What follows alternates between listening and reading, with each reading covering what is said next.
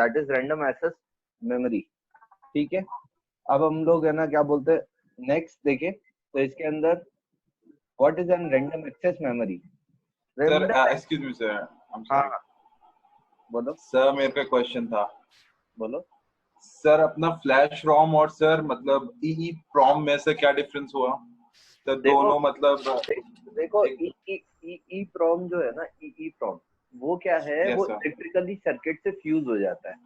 जो flash prom है ना, उसके अंदर खुद के अंदर एक इनबिल्ट प्रोग्राम होता है, जैसे हमारी पेन ड्राइव होती है। तो पेन ड्राइव जैसे आप किंगस्टन की लाते हो तो वो कहता है ना कि है ना, wait the following device is being installed, और उसके बाद वो आपको है ना एक तरीके से फोल्डर खोल के देता है। Hello. Yes sir, yes sir, yes basically क्या है, ई प्रॉम में तो आपको बकायदा बाहर से है ना वो डालना पड़ेगा। मतलब एक होता है ना प्रोग्राम, बाहर से इनपुट करना पड़ेगा, जैसे ड्राइवर्स डलते हैं ना हमारे डिफरेंट डिफरेंट उसके अंदर। Yes sir. जैसे जैसे आपको है ना सीडी ड्राइव है आपके कंप्यूटर के अंदर, तो उसको वर्क करवाने के लिए या फिर उस पर्टिकुलर हार्डवेयर को वर्क करवाने के लिए आपको उसका ड्राइवर इंस्टॉल करना पड़ेगा। ड्राइवर है क्या? ड्राइवर बेसिकली वही प्रोग्राम है जो कि उस पर्टिकुलर डिवाइस की जो रोम है ना, यानी उस पर्टिकुलर डिवाइस के अंदर भी अपनी रोम है, और हम लोग जब भी कोई हार्डवेयर को इंस्टॉल करते हैं ना, तो हम उस हार्डवेयर को प्रोग्राम करते हैं आफ्टरवर्ड। अब जैसे अगर मैं बात करूं, तो आप जब एक नया प्रिंटर लगाते हो तो उससे पहले क्या होता है, प्रिंटर काम कर लेगा अगर आप डायरेक्टली उसको इंस्टॉल कर दोगे तो, मतलब डायरेक्टली अगर लगा दोगे तो। आजकल आज आजकल तो करने लग गए, क्योंकि आजकल वो लोग भी वो भी फ्लैश यानी फ्लैश रोम के ऊपर आने लग गए। जो आजकल के प्रिंटर्स आ रहे हैं वो आजकल काम कर रहे हैं, क्योंकि वो भी फ्लैश रोम के ऊपर आने लग गए। मतलब आप उसका जो एक होता है ना, बिना ड्राइवर के है काम कर जाते हैं, वो अपने आप सेल्फ इनपुट डाल देता है। अगर किस किस ने पहले P4 पे काम कर रखा है, डुअल कोर पे काम कर रखा है, किसी के पास डेस्कटॉप था पुराने उसमें, यस सर। तो उसके दौरान अगर तुमने देखा हो तो उन डेस्कटॉप में कभी भी विदाउट अ सॉफ्टवेयर आप एक पर्टिकुलर हार्डवेयर यूज नहीं कर सकते थे। यानी अगर आपने हाँ सर, ड्राइवर चाहिए होता था वही घर के लिए। हर चीज का ड्राइवर चाहिए था, हर चीज का हाँ। ड्राइवर चाहिए था। सबसे बड़ी बात यही है कि उसमें हर चीज का ड्राइवर चाहिए था। अगर यानी आपके माउस का ड्राइवर अलग आता था, आपके है ना क्या बोलते हैं, हम्म। हर एक चीज का ड्राइवर था। वो ड्राइवर करता क्या था कि जो भी आपके पास पर्टिकुलर हार्डवेयर है ना, उसको फ्यूज कर, उसकी रीड ओनली मेमोरी को वो कैलिब्रेट करता था अकॉर्डिंग टू योर कंप्यूटर। तो उसके अंदर यही चीज थी कि भाई आप जब उसके अंदर ड्राइवर्स इनपुट करते थे, उसी के बाद जाके है ना आपका है ना कोई भी वर्किंग हो पाती थी। तो फ्लैश जो फ्लैश रोम है उसके अंदर क्या हुआ, उसके अंदर आपको कोई बाहर से कोई ड्राइवर डालने की जरूरत नहीं पड़ी। उसके अंदर ही उसका इनबिल्ट प्रोग्राम था, जिसने डायरेक्टली एक तरीके से होता है ना खुद को प्रोग्राम, जो सामने वाली मशीनरी है उसके हिसाब से प्रोग्राम करके वो आपको डायरेक्टली एक्सेस देता है उस हार्डवेयर को यूज करने के लिए। जैसे अगर हम लोग बात करें हमारी पेन ड्राइव, पेन ड्राइव अगर तुम लगाओगे तो किंगस्टन के अंदर, हाँ अक्षय बोलो। सर बोल रहा हूँ, कमल बोल रहा है कि मैं ज्वाइन कर रहा हूँ तो ज्वाइन नहीं हो रहा है, तो आप एक बार उसका देख लेना। मैंने उसको आईडी पासवर्ड शेयर कर दिया है। अभी तक मेरे पास देखो कोई रिक्वेस्ट तो आई नहीं है, बाकी मैं आते ही मैंने इसमें वो ऑन कर रखा है। ठीक है, मैंने अभी आईडी पासवर्ड उसको शेयर कर दिया। उसका फोन आया था, बोला मेरे पास हो नहीं रहा है। ये वाला सर 20 समथिंग वाला ही किया है ना? हाँ, ये वाला अभी ये जो है 8595 करके आईडी। ठीक है, ओके।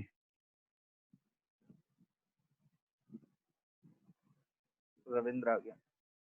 ओके,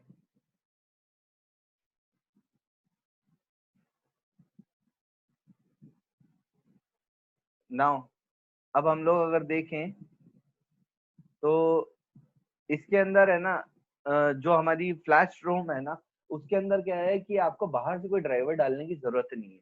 वो खुल एक होते हैं ना, खाली नहीं आती वो हार्डवेयर के अंदर ही आपका पहले से ड्राइवर इंस्टॉल्ड आता है, और आप जैसे ही अपने डिवाइस को लगाते हो ना, वो खुद को रीप्रोग्राम कर लेता है सामने वाली है ना उसके साथ। यानी अगर आप एक किंगस्टन की पेन ड्राइव को एक इसके अंदर लगाओगे, मतलब हमारे विंडो बेस्ड कंप्यूटर के अंदर लगाओगे या लिनक्स बेस्ड कंप्यूटर के अंदर लगाओगे, जिसमें ऑपरेटिंग सिस्टम्स भी डिफरेंट डिफरेंट है, ऐसी चीज ऐसी भी जगहों पे लगाओगे ना तो भी उसको फर्क नहीं पड़ेगा, वो अपने आप खुद को रिकैलिब्रेट कर लेगा और आपको अलाउ कर देगा जो भी चीजें आपको उसके अंदर लिखनी है। तो इसको कह सकते हैं कि वो अपने आप समझने वाला, मतलब फ्लैश रोम जो है वो आर्टिफिशियल इंटेलिजेंस के अंदर काम में आएगी। उसके पीछे का रीजन क्या है, क्योंकि वो हर एक सिचुएशन के हिसाब से खुद को समझ जाता है। ठीक है, समझ में आ गया? बट सर आपने एग्जांपल दिया फ्लैश रोम का sir pen drive, but sir मतलब हमको जब मैम ने पढ़ाया था सर तो उन्होंने ई प्रोम का एग्जांपल दिया था सर पेन ड्राइव। देखो ई प्रोम जो है ना वो पेन ड्राइव का एग्जांपल नहीं हो सकता, क्योंकि ई प्रोम जो है आप ई प्रोम को ले सकते हो एज ए मोबाइल या फिर बायोएस चिप जो है ना उसका एग्जांपल के रूप में बेसिकली है ना, उसका एग्जांपल मैम ने शायद तक तुम्हें फ्लैश रोम पढ़ाया ही नहीं होगा उस समय। पढ़ाया था मैम ने फ्लैश रोम पढ़ाया था? नो सर फ्लैश सर रोम डीप नहीं पढ़ाया था, नॉर्मल पढ़ाया था, किसी में भी डीप नहीं इतना। नहीं सर, फ्लैश रोम नहीं था, फ्लैश मेमोरी वगैरह थी सर बस। हाँ थोड़ा सर सिर्फ वो ई अलग प्रोम पढ़ाया था। वो अलग है, थोड़ा सा था वो भी उसके लिए। वो अलग है। तो बेसिकली क्या होता है, कई बार है ना, जैसे अगर हम लोग बात करें कंप्यूटर उसके अंदर जब अपन फंडामेंटल्स ऑफ कंप्यूटर के अंदर पढ़ाते हैं तो फ्लैश यानी फ्लैश मेमोरी तक जाते नहीं है, मतलब फ्लैश रोम तक मोस्टली जाते नहीं है, क्योंकि हम लोगों को क्या है ई प्रोम जो है ना हमारा, देखो ई प्रोम जो है वो किसके अंदर काम में आता है आज के समय में। अगर आपने जैसे से सपोज वो करना शुरू किया, अगर आज के समय में अगर आपने वो कर एक तरीके से देखा जाए तो आप आज के समय में अगर आपने अपने एक क्वाडकॉप्टर बनाना चाहते हो, आप क्वाडकॉप्टर बनाना चाहोगे तो उसके अंदर एक वाईफाई सेंसर आता है विद अ रिमोट। तो रिमोट जो है ना, वो रिमोट के साथ एक आती है सीडी जो सेंसरी सिस्टम को उस रिमोट के साथ कैलिब्रेट करती है। अब क्या है, अगर तुम ये चाहो वो रिमोट किसी और चीज के लिए काम करने लग जाए तो वो और चीज के लिए काम नहीं करेगा। वो जिस सेंसरी सिस्टम के लिए बना है ना, ये उसी के लिए काम करेगा और आप उसको प्रोग्राम भी उसी के हिसाब से करोगे। यानी एक तरीके से हम लोग बात करें, जो भी चीजें ड्राइवर के साथ आती है वो बेसिकली ई प्रोम के अंदर आ जाती है। वहीं पे जो चीजें एक तरीके से डिफरेंट डिफरेंट थिंग्स के साथ चेंज की जा सके, वो सारी की सारी फ्लैश रोम के अंदर आ जाती है, क्योंकि फ्लैश रोम किसी भी चीज के साथ है ना वो चल सकता है। यानी अगर हम लोग बात करें, अगर आपकी चिप जैसे सुडोको की आपकी चिप आई है तो एक जैसे कंपनी है सुडोको, उसकी आपकी चिप आई है, तो उसके साथ में उसके कैलिब्रेशन के साथ में अगर उसका सेंसर आपने लिया है तो वो उसी रिमोट से चलेगा जो उसी कंपनी का है। आप किसी और के रिमोट से उसको मॉनिटर नहीं कर सकते, उस पर्टिकुलर चिप को मॉनिटर नहीं कर सकते। सेम चीज यहाँ पे क्या हो रहा है, फ्लैश मेमोरी के अंदर ये हो रहा है कि फ्लैश मेमोरी में आप फ्लैश पेन ड्राइव को कहीं पे भी डाल दो, वो बेसिकली किसी भी उसके अंदर काम करना शुरू कर देगी। बेसिक चीज ये है उसके अंदर। ठीक है, नाउ अगर हम लोग बात करें, अब अगर हम लोग बात करें तो यहाँ पे हमारे पास है random access memory. Random access memory is the part of computer main memory which is directly accessible by CPU. अभी तक क्या था, एक पर्टिकुलर चिप थी जिसके अंदर हम लोग डेटा भर रहे थे। डेटा जो है वो आफ्टर मतलब नॉन वॉलेटाइल था, मतलब अगर उसमें से आपकी वो भी चली गई, मतलब अगर आपका यानी उसमें से अगर आपकी पावर भी चली गई, स्टिल आपके उसके अंदर कोई परेशानी नहीं हो रही थी। तो अब रैंडम एक्सेस मेमोरी के अंदर अगर हम लोग देखें तो is a part of a computer main memory which is directly accessible by CPU. अगर कोई चीज सीपीयू के द्वारा डायरेक्टली एक्सेसिबल है तो इसके अंदर सबसे बड़ी चीज क्या होती है कि आपका सीपीयू की वर्किंग बहुत तेज हो जाती है। उसको बार बार एक पर्टिकुलर चैनल नहीं करना होता, उसको डायरेक्टली वो एक्सेस कर सकता है सारी की सारी मेमोरी को। यानी आप ये कह सकते हो कि जो हमारा रीड ओनली मेमोरी है ना, वो तो है एक छोटी सी रोड, मतलब पतली रोड, गली वाली रोड। वहीं पे आपके पास रैम जो है ना वो एक तरीके से हाईवे है। अब नेक्स्ट थिंग, अगर हम लोग देखें तो RAM is used to read and write data in which is accessed by CPU randomly. यानी इसके अंदर आप रीड भी कर सकते हो और राइट भी कर सकते हो। सबसे अच्छी चीज जो है इसके अंदर, आप रीड भी कर सकते हो और आप राइट भी कर सकते हो। साथ के साथ आपका जो सीपीयू है, सेंट्रल प्रोसेसिंग यूनिट, कहीं से भी मतलब रैंडमली किसी भी पोजीशन पे जाके कोई भी डेटा को एक्सेस कर सकता है। Next, RAM is a volatile in nature. ये सबसे इंपॉर्टेंट चीज है क्योंकि यहीं पे रोम और रैम में सबसे बड़ा डिफरेंस आता है। नॉन वॉलेटाइल का मतलब होता था कि भाई अगर उसके अंदर कोई आपकी वो नहीं जाती, मतलब पावर अगर ऑफ कर दोगे तब उसके अंदर का डेटा वैसे का वैसा बरकरार रहेगा। लेकिन रैम के अंदर क्या हो रहा है कि is volatile in nature, it means if the power goes off the stored information is lost. अगर आपका पावर चला गया तो रैंडम एक्सेस मेमोरी के अंदर जो भी इंफॉर्मेशन है, अगर वो सेव नहीं की गई है तो वो सारी की सारी इंफॉर्मेशन गायब हो जाएगी। अब RAM is used to store the data that is currently processed by the CPU। जो भी डेटा अभी आपका CPU प्रोसेस कर रहा है, सबने कंट्रोल पैनल देखा है? अपन लोग ऑल्ट शिफ्ट डिलीट ये दबाते हैं, ठीक है? ऑल्ट शिफ्ट डिलीट दबाते हैं तो उसके अंदर आपको दिख रहा होगा कि जो हमारे पास एक तरीके टास्क बार आ जाता है। तो वो टास्क बार के अंदर आपको दिखाता है बकायदा रैम यूजिंग। यानी आजकल के जो टास्क बार आ रहे हैं उसमें पता चलता है आपको कि आपकी रैम किस किस प्रोग्राम के ऊपर यूज हो रही है। तो बेसिकली जो रैम है वो आपको एक तरीके से कंप्यूटेशन या फिर रैंडमली है ना अपने सॉफ्टवेयर को चलाने के लिए स्पेस देता है, जिसके द्वारा आप जल्दी से जल्दी एक तरीके से कंप्यूटिंग कर सके और आपका नेटवर्क जल्दी से जल्दी उस चीज को कनेक्ट कर सके। नाउ सबसे बड़ी बात, modifiable programs and data are stored in RAM.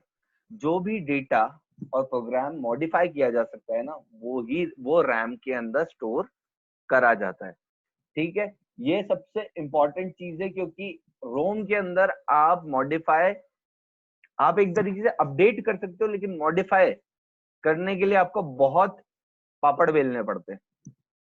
अब वही वाली बात है ना, आप अगर गलती से भी अगर आपने अपनी किंगस्टन की पेन ड्राइव उठाई और उसकी है ना जो उसका एक पर्टिकुलर जो सेक्शन है उसको अगर आप लोगों ने छेड़खानी कर दी, जो उसका बूटिंग वाला सेक्शन है उसके साथ छेड़खानी कर दी, तो वो आपकी पूरी की पूरी खराब हो जाएगी। वहीं पे रैम जो है उसके अंदर अगर हम लोग बात करें तो आप किसी भी प्रोग्राम को मॉडिफाई कर सकते हो अपने हिसाब से। अब हम लोग देखें, बेसिकली अगर हम लोग बात करें यहाँ पे दो टाइप की हमारे पास रैम होती है। एक तो होती है स्टैटिक रैम और दूसरी होती है dynamic RAM. Now this is the block diagram of RAM. अगर आप यहाँ देखोगे, how many of you know about बस? बस होती है, बस क्या होता है? Sir communication channel. बेसिकली ये पोर्ट्स होते हैं जिससे है ना अगर हम लोग बात करें तो आपके इंटरनल बस भी होती है, एक्सटर्नल बस भी होती है। ये बेसिकली मदरबोर्ड से डिफरेंट हार्डवेयर को जो कनेक्ट करते हैं ना अपन लोग, वो बस कहलाता है। अगर हम लोग बात करें तो 9 पिन बस, 9 बिट बस, 8 बिट बस, ये सब कुछ जो होते हैं ये सारे के सारे रैम के साथ कनेक्टेड है। आप देखोगे तो यहाँ पे एड्रेस बस, यहाँ पे आपकी वो है, ये जो है ये है आपका। बेसिकली हम लोग बात करें तो यहाँ पे हो क्या रहा है, पहली चीज तो मुझे बताओ, ब्लॉक डायग्राम आपके सामने है, 4 इनपुट आ रहे हैं, दिख रहे हैं, और 1 इनपुट बाहर जा रहा है। इसका मतलब क्या हुआ, क्या है ये? Encoder sir. एनकोडर है ये, बिल्कुल सही बात। तो ये क्या है? एड्रेस एनकोडर है आपका। आप देखोगे हमारे पास 4 इनपुट्स आ रहे हैं जिसमें चिप सिलेक्शन लाइन, मतलब RNW that is read and write, then your 9 bit address. जैसे ही ये रैम के अंदर आया, ये सिंगल आउटपुट आपको दे रहा है जो कि 8 बिट डेटा बस के रूप में। अब हम लोग, ये तो हुआ हमारा ब्लॉक डायग्राम ऑफ रैम। अब हम लोग देखें static random access memory that is SRAM क्या होती है।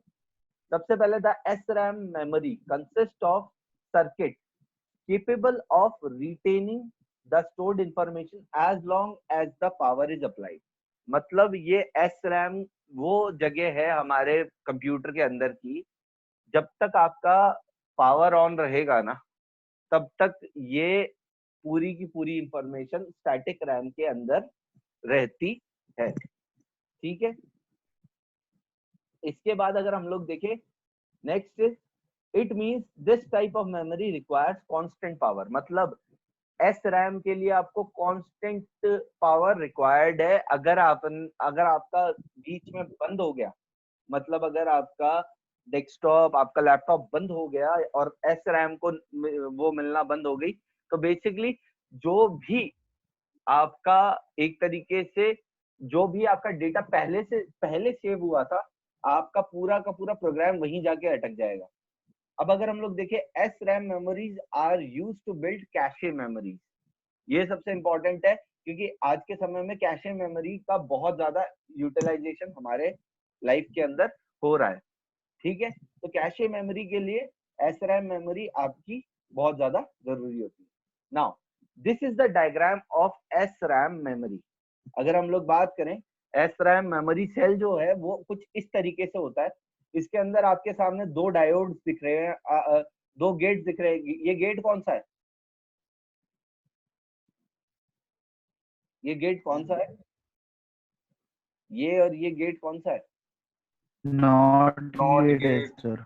Not gate sir. Okay, this is the not gate. Now अगर हम लोग यहाँ पे देखें, नॉट आपके गेट। पास यहाँ पे आपके पास दो ट्रांजिस्टर है, एक तो ट्रांजिस्टर 1, एक ट्रांजिस्टर 2। आपके पास दो प्लेसेस है A एंड B, और ये दोनों के दोनों ट्रांजिस्टर्स है अभी, यानी आप इनको बटन्स की तरह कह सकते हैं। यानी अगर मैं यहाँ से पुश करूंगा तो ये इससे अड़ जाएगा और फिर बाद में यहाँ से इंफॉर्मेशन अंदर की तरफ जाना शुरू हो जाएगी। वहीं पे हम इसको पुश कर देंगे तो ये पूरा कंप्लीट सर्किट बन जाता है। B से B कॉम्प्लीमेंट तक जाने की बात है यहाँ पे। अगर हम लोग ये देखें तो इसके अंदर अगर हम लोग सबसे पहली चीज देखें तो यहाँ पे है SRAM memory cell. SRAM memory cell क्या होता है? Static memory. SRAM are memories that consist of circuits capable of retaining their states as long as power is on। मतलब ये वो ही अभी हम लोग बात कर चुके हैं कि SRAM के अंदर आपका सारा का सारा डेटा जब तक ही रहेगा जब तक उसकी पावर ऑन के अंदर है। सेकंड, इस वाले डायग्राम में या फिर इस डायग्राम में a latch is formed by two inverters connected as shown in the figure। ये जो है ये एक लूप बना रहा है या फिर एक लैच बना रहा है। दो इन्वर्टर्स इसके अंदर कनेक्टेड है और एक लूप तैयार कर रखा है इन्होंने। इसके बाद two transistors T1 and T2 are used for connecting the latch with 2-bit line। अगर हम लोग बात करें, ये है आपकी दोनों की बिट लाइन, यानी यहाँ से आपकी कोई ये बिट लाइन है और ये बिट लाइन है, और नीचे अगर आप देखोगे तो आपको वर्ड लाइन एक और दिख रहा है। अब आप इधर एक चीज देखो, transistor act as switch that can be opened और close under the control of word line. मतलब आप जैसे ही वर्ड लाइन को थोड़ा सा नीचे से ऊपर की तरफ पुश दोगे तो यहाँ पे जो B1 का इनपुट है वो B कॉम्प्लीमेंट की तरफ या B डैश की तरफ जाना शुरू कर देगा।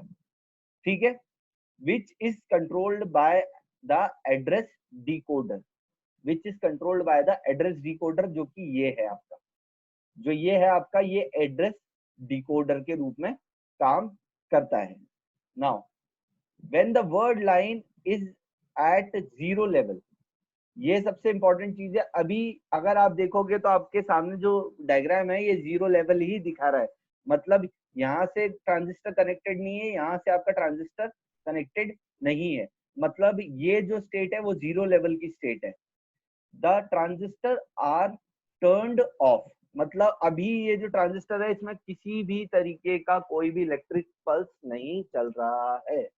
ठीक है, तो अगर हम लोग यहाँ पे देखें तो अभी कोई इलेक्ट्रिक पल्स नहीं चल रहा है, ये सबसे इंपॉर्टेंट चीज है इसके अंदर। नेक्स्ट अगर हम लोग देखें, and the latch remains it's information. मतलब इस लैच के अंदर and the latch remains it's information, मतलब अभी जैसे ही इसको पावर मिलेगा जब जाके इंफॉर्मेशन को ट्रांसमिट करेगा, नहीं तो जो भी इंफॉर्मेशन इसके अंदर इनिशियल स्टेज के अंदर प्रेजेंट है सिर्फ वो की वो ही आपके सामने प्रेजेंट होगी। नाउ फॉर एग्जाम्पल, अब इसने एग्जाम्पल लिया है यहाँ पे, ये एग्जाम्पल ढंग से देखना।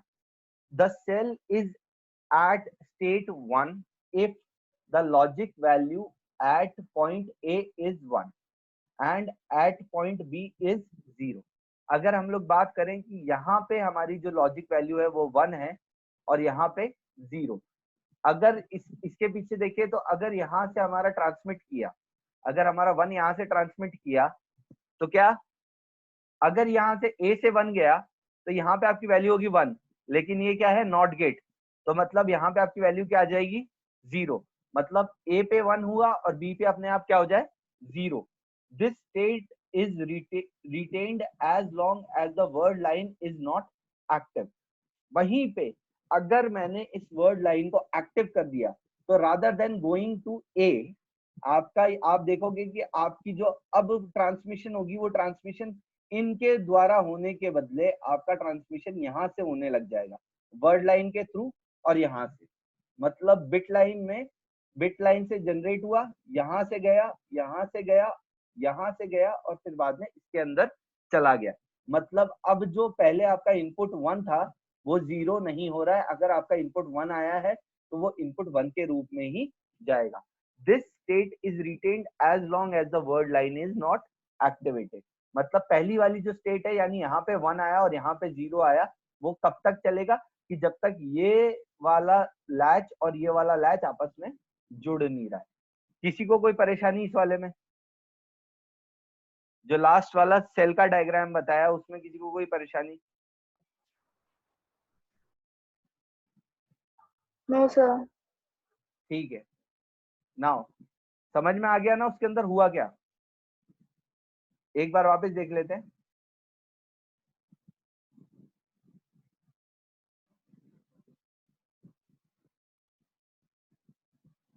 अब हम लोग देखेंगे read and write operation in SRAM।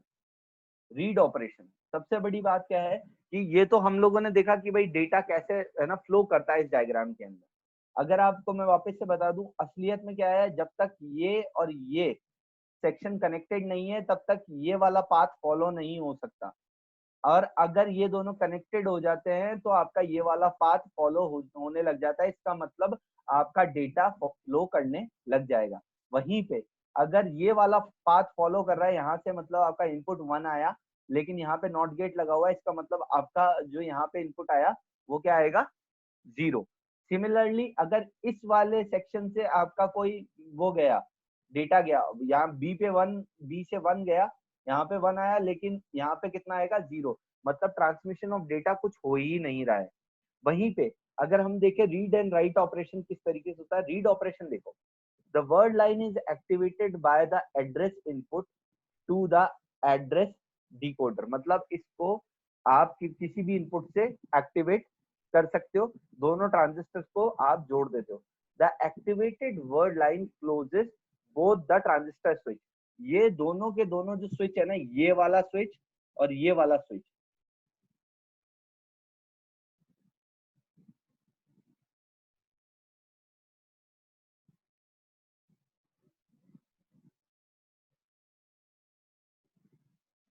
ये वाला जो स्विच है ना, ये वाले स्विच जिस दिन कनेक्ट हो जाए और ये वाले स्विच जैसे ही कनेक्ट हो जाए, यानी ट्रांजिस्टर 1 और 2 जैसे ही कनेक्ट हो जाएगा, वैसे अगर आप देखोगे कि है ना आपकी जो ये है, उसके बाद आपका जो ये है डिकोडर, एड्रेस डिकोडर, वो एक्टिवेट हो जाएगा।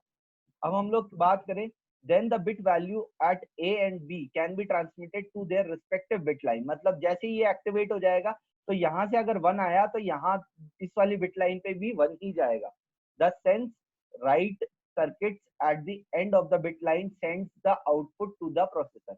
मतलब यहाँ पे जो भी हुआ है उसके बाद अगर जो डेटा यहाँ से ट्रांसमिट होके यहाँ गया तो यहाँ पे आउटपुट पे है ना वो राइट हो जाएगा आपका, और वहीं पे यहाँ पे अगर गया है तो वो सेंस या फिर राइट कर देगा सर्किट को अपने आप ही, ठीक है। नेक्स्ट अगर हम लोग देखें तो हमारा है write operation. The address provided to the decoder activate, जो भी एड्रेस प्रोवाइड किया डिकोडर को वो एक्टिवेट होगा। The word line to close the both switches, वापस से हमारे T1